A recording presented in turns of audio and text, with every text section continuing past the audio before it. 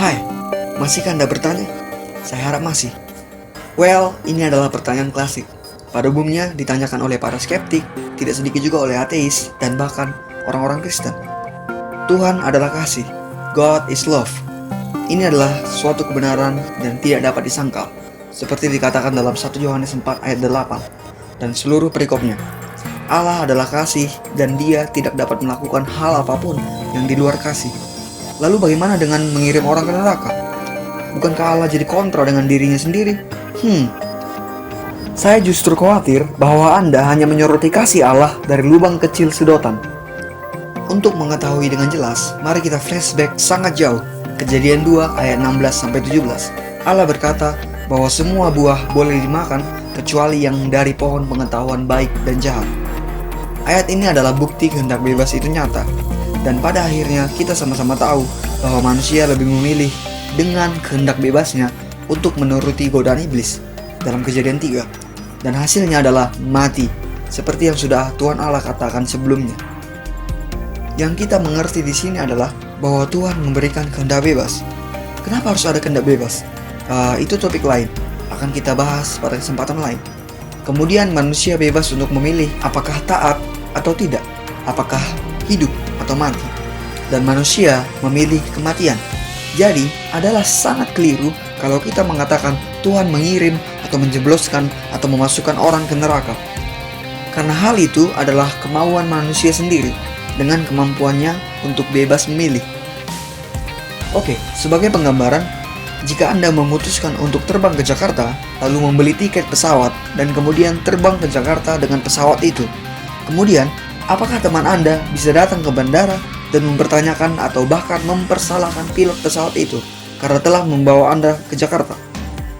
Lalu dia berkata, "Kenapa kau membawa dia ke Jakarta? Sial, apa-apaan kau ini? Kurang ajar." Apakah bisa demikian? Tentu tidak, karena Anda sendirilah yang memutuskan untuk terbang ke Jakarta. Itu adalah murni pilihan Anda. Demikian jugalah dalam hal ini.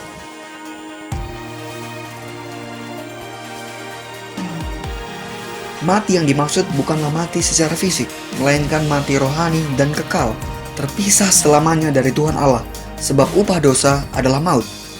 Dan tidak ada kesempatan untuk lepas dari kebinasaan itu, dari maut itu. Dengan kata lain, mereka yang sudah di neraka tidak akan pernah keluar. Matius 25 ayat 46 berkata, "Dan mereka ini akan masuk ke tempat siksaan yang kekal, tetapi orang benar ke dalam hidup yang kekal." Dan jika itu pilihan kita, ya maka itu yang kita dapat. Itu bukan pilihan atau maunya Tuhan. Dan berhenti mempertanyakan kenapa Tuhan mengirim orang ke neraka. Jangan konyol. Kemudian timbul pertanyaan, mungkin memang benar manusia yang memilih, tapi kan Tuhan adalah kasih, dan dia juga maha kuasa. Mengapa dia tidak membebaskannya saja, dan cukup memberikan hukuman temporal untuk menegurnya, dan jangan neraka yang kekal dan tidak ada kesempatan lagi. Jangan konyol. Tuhan tentu memberikan teguran, hukuman, dan ajaran bagi kita. Ibrani 12 ayat 5-6. "Dan sudah lupakah kamu akan nasihat yang berbicara kepada kamu seperti kepada anak-anak? Hai anakku, janganlah anggap enteng didikan Tuhan, dan janganlah putus asa apabila engkau diperingatkannya. Karena Tuhan menghajar orang yang dikasihinya, dan ia menyesah orang yang diakuinya sebagai anak." Wahyu 3 ayat 19. "Barang siapa kukasihi, ia kutegur dan kuhajar. Sebab itu, relakanlah hatimu dan bertobatlah." Jangan Anda katakan Tuhan itu kejam, membuang orang ke neraka. Dia tidak mau menegur. Maksud Anda, apa makna teguran Tuhan selama ini? Apakah guna firman Allah di dalam Alkitab itu? Bukankah firman Allah berguna untuk mengajar, menyatakan kesalahan, menegur? Apa dengan semua itu, jika ada yang masih memilih untuk binasa, apa Anda masih mau mengatakan Tuhan tidak mengasihi manusia, kejam, main buang orang ke neraka begitu saja? Hei, jangan buta.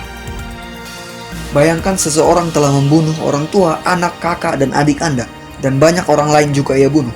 Tiba di persidangan. Menurut hukum, orang ini sepatutnya dihukum mati. Dan memang dialah yang memilih untuk dihukum mati. Kenapa? Ya, sebab dialah sendiri yang memilih untuk membunuh. Tapi kemudian sang hakim berkata, pelaku dijatuhi hukuman 20 tahun penjara. Karena sang hakim sangat mengasihi pelaku dan mau memberikan dia teguran saja. Pertanyaannya sederhana, Apakah Anda setuju dengan kasih si hakim ini? Hah, tentu tidak. Dan saya juga yakin para skeptis dan ateis tidak setuju dengan keputusan semacam ini. Terlebih mereka terkenal dengan moral mereka yang baik. Mereka dan mungkin Anda berkata, itu bukan kasih dan itu melanggar hukum yang berlaku. Mana keadilan? Mana keadilan? Well, Anda sadar akan hal itu dan Anda menuntut keadilan, iya kan? Lantas, kenapa Anda mempertanyakan Tuhan soal orang yang masuk neraka dan tidak setuju dan menghina dan membenci dan bahkan tidak percaya kepada Tuhan karena hal itu? Dan menuntut Tuhan untuk membebaskan orang itu dari neraka? Hah, berhentilah munafik. Tuhan adalah kasih dan adil. Oh iya, tapi kan Tuhan Maha Kuasa. Kenapa tidak diubahnya aja hal itu? Hah, jangan salah mengerti kata Tuhan Maha Kuasa. Dia memang Maha Kuasa, tapi bukan berarti dia bisa mengingkari dirinya sendiri.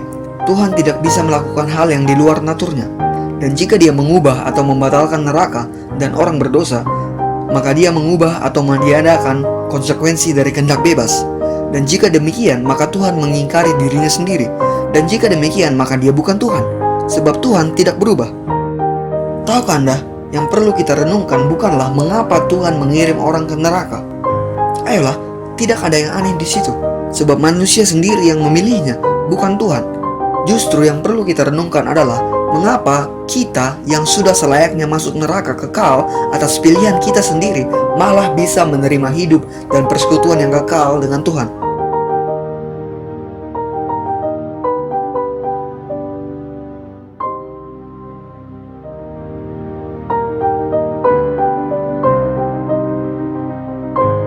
Oke, saya tutup dengan satu statement mengguncang dari seorang hamba Tuhan. The most terrifying truth of Scripture is that God is good and we are not. Oke, sampai jumpa di seri Berpikir ala Ateis yang berikutnya. Karena bertanya adalah bukti kita memiliki iman. Fredo ut in Telegram.